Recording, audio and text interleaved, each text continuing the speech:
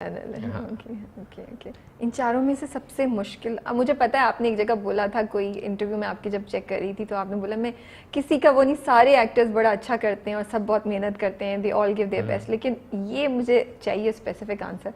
इन चारों में से सबसे आसान कौन था डायरेक्ट करना, सबसे मुश्किल कौन था डायरेक्ट करना? गौहर, हानिया, रमशा और फिरोज़ में से? देखिए, सबसे आसान गौहर था। ओके उसकी वजह यह है कि उसने मेरे साथ काम किया हुआ है ओके। पहले। हम लोग एक पेज पे होते हैं और वो, समझ जाते हैं फ़ौरन आप जो बोल रहे हैं, हाँ, ही वो गेट्स योर समझ पॉइंट ऑफ जाते व्यू। हैं। ओके मुश्किल कोई भी नहीं था, लेकिन हाँ ये था कि जैसे फिरोज़ की सजेशंस बहुत आती हैं, ओके। और जो कि ठीक है, मैं हमेशा ओपन टू सजेशन होता हूँ। ये नहीं होता कि मैंने जो कह दिया वही होता है। ओके हानिया के साथ बहुत मज़ा आया, गमशा के साथ बहुत मज़ा आया। दोनों बात को बहुत जल्दी समझते हैं, समझते हैं, हाँ डिलीवर भी करते हैं, तो बिल्कुल। इतना ज़्यादा मुश्किल किसी के साथ नहीं हुआ। हाँ, फिरोज़ की अपनी सजेशंस होती थी ओके, तो उस चीज़ें। पर क्या पूरा डिस्कशन होता था या आप डिस्कशन, उन्हें कन्विंस कर लेते थे कि देखो मैं इस तरह कर रहा हूँ तो ये, या और sometimes you would give in a little bit? नहीं, मैं स्पेस बिल्कुल देता हूँ।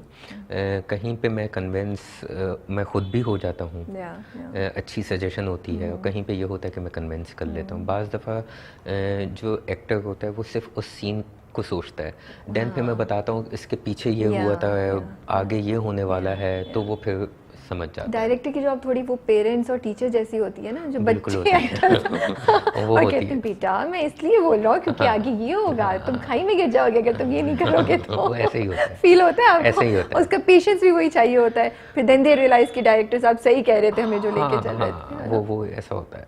रमशा से जब बात हुई उन्होंने मेंशन भी किया कि इनिशियली उनको रूमी के कैरेक्टर के लिए आप लोग सोच रहे थे, फिर उनको तो क्यों, why were you thinking of her as Rumi, और फिर क्या बात की रमशा ने कि आपने कहा कि ठीक है हम ना, Ramsha will be doing it better? मैंने कोई बात नहीं की। मैं उनको जब भेजा स्क्रिप्ट और बात की, तो हाँ, रुमैसा के करेक्टर के लिए की थी। ओके उसके बाद वो 5 एपिसोड लेके गई और उधर से उसका कोई ऐसा ख़ास जवाब नहीं आया। ओके देन हम लोगों ने अपनी कास्टिंग आगे बढ़ाई। ओ ओके मुझे फिर एक दिन मेरा जो जीएम बिग बैंग है, उनसे ऐसी बात हुई, तो उन्होंने मुझे फ़्लो में बताया कि यार वो रमशा ने मुझे कॉल की थी, उसने कहा कि मुझे हमना का कैरेक्टर ज़्यादा अच्छा लगा है। ओके देन मैंने उस रमशा को कॉल की और मैंने कहा कि तुम हमना करना चाहती हो? बोलती जी।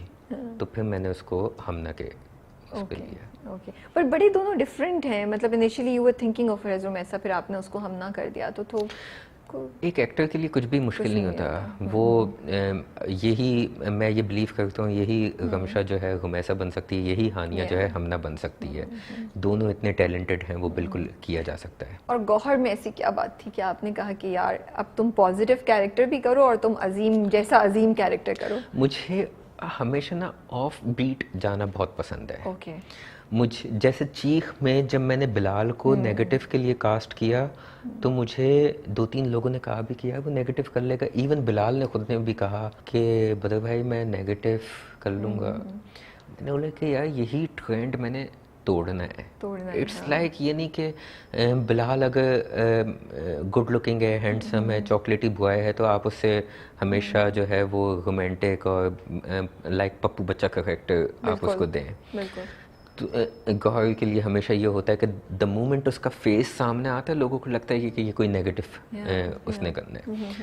तो मुझे ये था कि मैं हमना का कोई हस्बैंड ऐसा बंदा बनाऊं जिसको देखकर लोग बोलें कि ये नेगेटिव होगा। ओह, और फिर आप उनको सरप्राइज कर दें। हाँ, ओके तो ये थॉट थी। इसलिए मैंने तो उसको, चीख में जब बिलाल को आपने किया, कैसे कन्विंस किया बिलाल को कि यार ये तुम कर लो, या मान गए थे आसानी से, या थोड़ा टाइम लगा उन्हें कन्विंस करने में? बिलाल को, हाँ, कोई 2 से 3 दिन लगे। बिलाल वाज लाइक के मुश्किल है, नेगेटिव, मेरा इमेज क्या है। फिर मैंने उसको कहा कि इमेज बिलाल अब्बास का नहीं होता है, इमेज करेक्टर का होता है। बिल्कुल ठीक है। और secondly at the end of the day, जब 5 साल बाद, 6 साल बाद तुम पीछे पलट के देखो, तो ये हो कि हाँ मैंने कुछ वैरायटी की भी है। डिफरेंट चीज़ की। हाँ। मुझे ये बताएं, इस स्क्रिप्ट में ऐसा क्या था जब आया आपके पास स्क्रिप्ट, व्हाट इंस्पायर्ड यू कि आपने सोचा कि ये मैं कर लूँ, या फिर ये अंधों में काना राजा था और स्क्रिप्ट इतने अच्छे नहीं हैं और this seem to be the better of the lot? क्या चल रहा था? मेरे पास कभी भी ऐसे नहीं आता ये स्क्रिप्ट है, ये आप कर लीजिए। Okay. मैं हमेशा अपनी कहानी पे, अपने एपिसोड्स पे बैठता हूँ। Okay. इसकी वन लाइन पे भी मैं बैठा था और देन स्टोरी एपिसोड सब पे मैं बैठा हूँ। मुझे जो इसमें सिर्फ एक चीज़ क्लिक की वो ये थी कि मुझे वो लड़कियाँ क्लिक की जो शादी से पहले मैसेजेस कर लेती हैं। Okay. और उसके बाद वो ऐसे ब्लैकमेलर्स होते हैं जो वो पूरी ज़िंदगी उनकी डैमेज कर देते हैं। तो वो मुझे ये था कि मैंने हाँ ऐसा कुछ बनाना है। आपने बला किया है, आपने चीख किया है, अगर हम उनको ऑब्जेक्टिवली देखें तो दोनों, इवन इश्क किया अगर आप लें और ऐसी है तन्हाई भी अगर लें, they all have social messages, right? वो उसमें कोई शक नहीं है, लेकिन इन सब में बहुत एक्सट्रीम पे सिचुएशंस कहीं नहीं है। रियलिटी होती है, आई एम नॉट सेइंग कि बिल्कुल नहीं होता। जैसे आपने कहा कि रमशा जैसी हमना जैसी लड़कियां एग्जिस्ट करती हैं, यू नो, और ये सिचुएशंस होती हैं, लेकिन सारे जो आपके टॉपिक्स हैं ड्रामे के वो थोड़े एक्सट्रीम पे चले जाते हैं सोशल मैसेज को कम्युनिकेट करने के लिए। तो मैं ये जानना चाहती हूँ ऐसा क्यों है? रियलिटी से थोड़ा सा निकल के इतनी एक्सट्रीम पे, जैसे बला में वो मारी जा रही है, चीख में भी इतने लोगों को मार दिया, ऐसी तन्हाई में इतना दुख, इतना स्ट्रॉन्ग, इश्किया में वो बिल्कुल क्रेजी हुआ जा रहा है एंड यू नो लोगों का पेशेंस टेस्ट हो रहा है। इसकी क्या लॉजिक है? या आप ये चूज करते हैं, या आपका तरीका है लोगों को झंझोड़ने का, कि आपको लगता है कि यार इसको सिंपल तरीके से मैसेज दिया तो ये दुनिया, ये आवाम नहीं सुनने वाली, इनको झंझोड़ो एक्सट्रीम पे ले जाके कि इनको समझ आए कि मैं क्या कह रहा हूँ। ये I wanted to understand this. Social issue को आपने जब भी डिस्कस करना है, आपकी आसपास जितने सोशल इश्यूज होंगे, डिस्कस हमेशा सोशल इशू वो होगा जो बहुत एक्सट्रीम पे होगा। अदरवाइज बहुत माइनर सोशल इश्यूज भी चल रहे हैं, वो डिस्कस नहीं होते। सोशल इश्यूज को हमेशा एक्सट्रीम पे ले जाके ही डिस्कस किया जाता है। जैसे चीख में मुझसे काफ़ी लोगों ने कहा कि सबा को एंड में इंसाफ मिला भी तो क्या मिला, उसने इतनी चीज़ें खोई हैं, ज़िंदगी में खोई हैं। माँ खो दी एंड देन बच्चा खो दिया, वो मियाँ भी चला गया।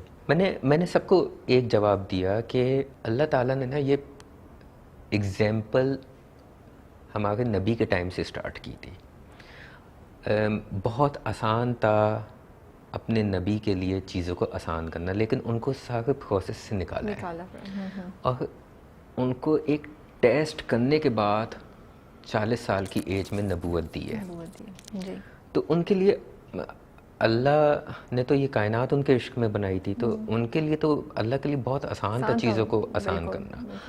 तो मैसेज उसमें भी, चीख में भी यही था कि आपकी लाइफ में स्ट्रगल्स आएंगी, बहुत चीज़ें आएंगी जिनको आपको खोना पड़ेगा, लेकिन at the end of the day आप जिस चीज़ के लिए खड़े हुए हैं उसके लिए आप बैक ऑफ होते हैं या खड़े रहते हैं। इमाद शायान को आपने क्यों मारा, वो मेरे बहुत क्वेश्चंस थे कि शायान के पीछे तो लोगों को बहुत दुख था। हाँ, वो असल में दोनों मियाँ बीवी का, दोनों उस कपल का केमिस्ट्री ऐसी बना दी थी। देन वो जब उसकी डेथ हुई, और बहुत अनएक्सपेक्टेड डेथ हुई। अनएक्सपेक्टेड, हाँ, वो तो शॉक था। आप सब, आपने हम सबको हिला दिया।